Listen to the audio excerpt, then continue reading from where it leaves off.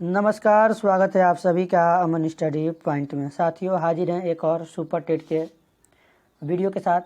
इसमें हम देखने वाले हैं हिंदी के कवि, लेखक और उनकी रचनाओं से संबंधित प्रश्न। हिंदी का यह 8वां भाग है। तो चलिए शुरू करते हैं वीडियो को बिना किसी देरी के। पहला प्रश्न है आपकी स्क्रीन पर। तुलसीदास की कौन सी काव्य रचना ब्रज भाषा में है? ऑप्शन है कवितावली, विनय पत्रिका, कृष्ण गीतावली या फिर दोहावली। तो चारों रचनाएं तुलसीदास की हैं, इसको भी आप याद रख लेंगे। यहाँ पर यह भी दिया जा सकता है कि निम्नलिखित में से कौन सी रचना तुलसीदास द्वारा रचित है। तो यहाँ पर जो ऑप्शन जाएगा, यहाँ पर ऑप्शन ए के साथ कवितावली जो है यह ब्रज भाषा में लिखित है। अगला प्रश्न है पश्चिमी हिंदी के अंतर्गत कौन सी बोली आती है? कन्नौजी, मेवाती, बघेली या फिर मगही। पश्चिमी हिंदी के अंतर्गत कन्नौजी भाषा आती है। यहाँ पर राइट आंसर चला जाएगा ऑप्शन ए के साथ। अगला प्रश्न है पुरस्कृत पुस्तक हवा में हस्ताक्षर किस साहित्यकार की रचना है? पुरस्कृत पुस्तक हवा में हस्ताक्षर, यह पुस्तक का नाम है हवा में हस्ताक्षर। यह किसकी रचना है? ऑप्शन दिया गया है डॉक्टर कैलाश वाजपेयी, डॉक्टर रघुवंश, मृदुला गर्ग या फिर निर्मल वर्मा।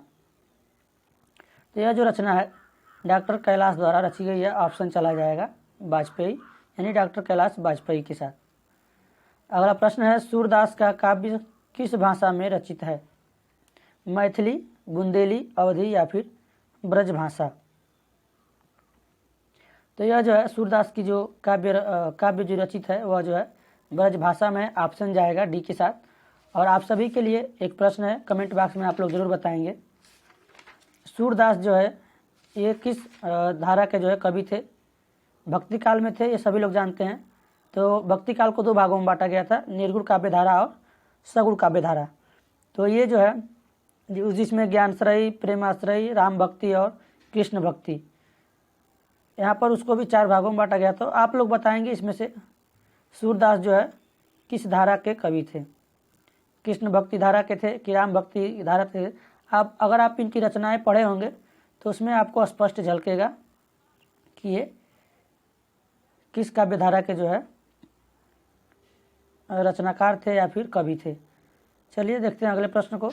कमेंट बॉक्स में आप लोग जरूर देंगे इसका आंसर। अगला प्रश्न है हिंदी साहित्य का सबसे प्रसिद्ध उपन्यासकार किसे माना जाता है? महादेवी वर्मा, रामधारी सिंह दिनकर, सुभद्रा कुमारी चौहान या फिर मुंशी प्रेमचंद।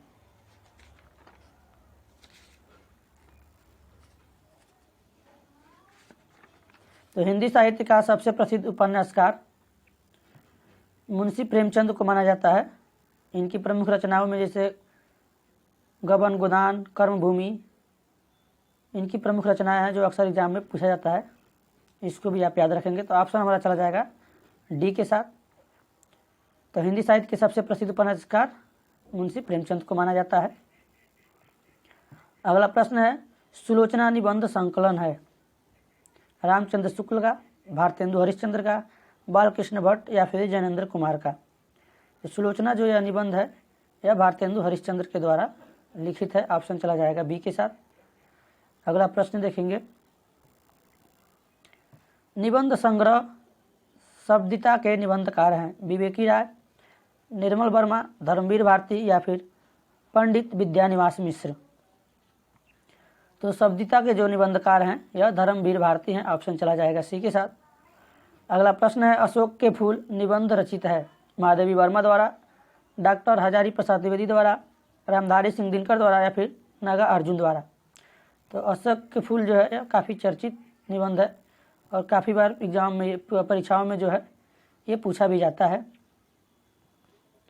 तो यह जो है डॉक्टर हजारी प्रसाद द्विवेदी द्वारा रचित है अशोक के फूल, और यह उनका एक निबंध है। अगला प्रश्न है आलोक पर्व निबंध के रचनाकार हैं विद्यानिवास मिश्र, हजारी प्रसाद द्विवेदी, प्रभाकर माचवे या फिर कुंवर नारायण।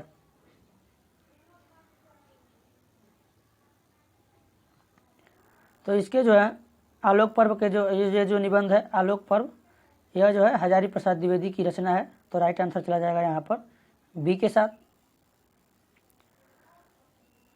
अगला प्रश्न है हजारी आचार्य हजारी प्रसाद द्विवेदी का कौन सा निबंध संकलन इनमें है? अशोक के फूल, कुटज, कल्पता या फिर ये सभी? तो यहाँ पर बात करें यहाँ पर निबंध संग्रह की, तो अशोक के फूल, कुटज और कल्पता, कल्पलता, ये जो है चारों निबंध आचार्य हजारी प्रसाद द्विवेदी के द्वारा संकलित है। ऑप्शन चला जाएगा यहाँ पर डी के साथ। अगला प्रश्न है, प्रेमचंद उपनाम से लिखी पहली मौखिक कहानी है, कौन सी है? पंच परमेश्वर, जीवन का अनमोल रतन, ममता या फिर ईदगाह? तो जो मुंशी प्रेमचंद द्वारा जो लिखा गया है पहला मौलिक कहानी, वह जो है ममता है। यहाँ पर ऑप्शन चला जाएगा सी के साथ। काफ़ी महत्वपूर्ण प्रश्न है, इसको आप अच्छे से देखेंगे। अगला प्रश्न है, नई कहानी के बृहत्त्रयी में कौन शामिल नहीं है? कमलेश्वर, मोहन राकेश, राजेंद्र यादव या फिर शिव प्रसाद सिंह? तो नई कहानी बृहत्त्रयी में शिव प्रसाद सिंह जो है शामिल नहीं है। ऑप्शन चला जाएगा यहाँ पर डी के साथ। साथियों, वीडियो में पूरे अंत तक बने रहिएगा, प्रश्न काफ़ी महत्वपूर्ण यहाँ पर लिए गए हैं। अगला प्रश्न है, नाटक और नाटककार की दृष्टि से एक युग्म अशुद्ध है। यहाँ पर कुछ नाटक दिया गया है और उसके नाटककार यानी उस नाटक के लेखक दिए गए हैं, जिसमें से एक युग्म गलत है, इसको बताना है। ऑप्शन है, चारों मित्र राम कुमार वर्मा, एक घूंट जयशंकर प्रसाद, टूटते परिवेश विष्णु प्रभाकर, आषाढ़ का एक दिन सुरेंद्र वर्मा। तो यहाँ पर जो चारों मित्र है यह राम कुमार वर्मा की रचना है, एक घूंट जयशंकर प्रसाद की रचना है, टूटते परिवेश विष्णु प्रभाकर की रचना है। इन तीनों को आप याद रखेंगे। यह भी ऑप्शन दे सकता है कि यह कौन सी मतलब नाटक राम कुमार वर्मा के द्वारा लिखी गई है, तो ऑप्शन में आपको चारों मित्र दे देगा। तो इन प्रश्नों को भी आप कंठस्थ करते चलेंगे। आषाढ़ का एक दिन, यह जो है सुरेंद्र वर्मा की रचना नहीं है। ऑप्शन चला जाएगा यहाँ पर डी के साथ। और बात करें आषाढ़ का एक दिन, यह जो नाटक है यह जो है मोहन राकेश के द्वारा रचित है, सुरेंद्र वर्मा की रचना नहीं है। तो इसलिए यहाँ पर इसको आप याद रखेंगे, मोहन राकेश की रचना है। तो यहाँ पर आपका राइट आंसर डी के साथ चला जाएगा। अगला प्रश्न है, लहरों के राजहंस के नाटककार हैं? मोहन राकेश, विष्णु प्रभाकर, अमृतलाल नागर या फिर अमृत राय? तो लहरों के राजहंस इसके जो नाटककार हैं वो है मोहन राकेश जी, लहरों के राजहंस। और अभी हमने ऊपर एक और देखा इनकी रचना मोहन राकेश जी का, आषाढ़ का एक दिन। यह दोनों रचनाएं जो हैं और लहरों के राजहंस मोहन राकेश जी की रचना है। तो यहाँ पर ऑप्शन चला जाएगा ए के साथ। अगला प्रश्न है, निम्नलिखित में से मोहन राकेश लिखित एक नाटक है? जन्मेजय का नागयज्ञ, सिंदूर की होली, मिस्टर अभिमन्यु या फिर लहरों के राजहंस? तो उनके द्वारा लिखित एक नाटक पूछा गया है यहाँ पर। तो लहरों के राजहंस हमने अभी ऊपर देखा, लहरों के राजहंस के नाटककार हैं मोहन राकेश। और वही प्रश्न दोबारा हमारा यहाँ पर आ गया कि मोहन राकेश के द्वारा लिखित एक नाटक है लहरों के राजहंस। तो ऑप्शन चला जाएगा डी के साथ। अगला प्रश्न है, कौन सा नाटक मोहन राकेश कृत नहीं है? लहरों के राजहंस उन्हीं के द्वारा रचित है, आधे अधूरे, रक्त कमल या फिर आषाढ़ का एक दिन? आषाढ़ का एक दिन अभी हमने दोनों को देखा, यहाँ पर उन्हीं के द्वारा रचित है, आपने पहले ही दोनों प्रश्नों में देख लिया।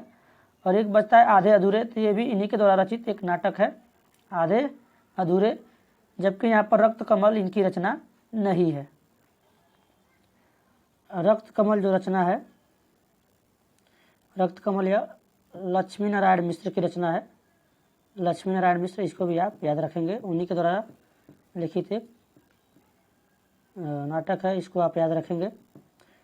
तो ऑप्शन यहाँ पर आपका जाएगा सी के साथ। बाकी लहरों के राजहंस, आधे अधूरे, आषाढ़ का एक दिन, ये सभी जो है राकेश मोहन के द्वारा लिखित रचनाएं हैं। अगला प्रश्न है, महाभारत की कथा पर आधारित नाटक है? अंधायुग, अंधी गली, कोणार्क या फिर आधे अधूरे? तो यहाँ पर इसका जो राइट आंसर जाएगा ऑप्शन सी के साथ, सॉरी इस पर जो महाभारत पे पूछा गया है आधारित एक नाटक, तो वह है अंधा युग, यानी कि ऑप्शन चला जाएगा ए के साथ। अंधा युग जो है यह महाभारत की कथा पर आधारित एक नाटक है। अगला प्रश्न है, निम्नलिखित नाटककारों में ऐतिहासिक नाटककार कौन है? लक्ष्मी नारायण मिश्र, डॉक्टर धर्मवीर भारती, उपेंद्र नाथ अस्क या फिर डॉक्टर रामकुमार वर्मा। तो यहाँ पर पूछा गया है निम्नलिखित नाटककारों में ऐतिहासिक नाटककार, तो ऐतिहासिक नाटककार जो है इसमें डॉक्टर रामकुमार वर्मा जी हैं, ऑप्शन चला जाएगा हमारा डी के साथ। अगला प्रश्न देखेंगे, रेल का विकट खेल नाटक के रचनाकार हैं? ऑप्शन है भारतेंदु, प्रताप नारायण मिश्र, बालकृष्ण भट्ट या फिर प्रेमगन। तो रेल का विकट खेल, इसके जो रचनाकार हैं बालकृष्ण भट्ट हैं, ऑप्शन चला जाएगा सी के साथ।